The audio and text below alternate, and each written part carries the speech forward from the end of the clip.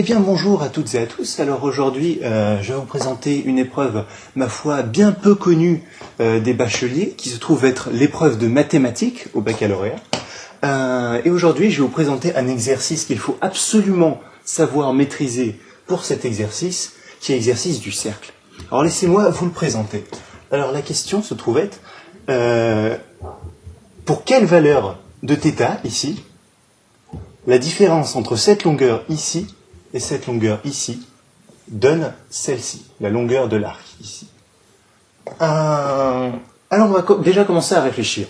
Bon alors, il faut bien voir ici qu'il s'agit d'un cercle, et donc la différence ici entre ces deux longueurs, appelée des rayons, est nulle. Bah oui, parce qu'ici, nous avons tau, et ici, nous avons également tau. Donc,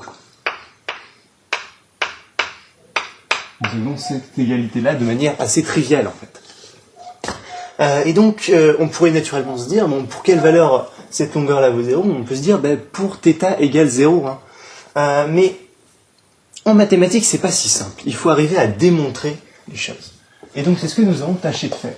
Alors, supposons, ici, il crée une égalité, mais nous la supposons. C'est-à-dire, nous allons voir si elle va s'avérer vraie. Donc, si θ égale 0, alors, on multiplie des deux côtés par tau au carré.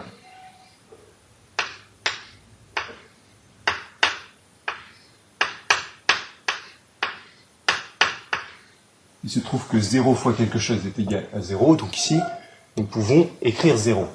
En renversant ici ces deux termes, on obtient que 0 est égal à cette expression suivante.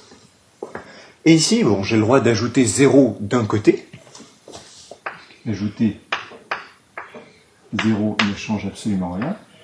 Et ici, si on développe le carré, on obtient une égalité qui nous est, ma foi, bien familière. 0 plus 0 est égal à θ tout.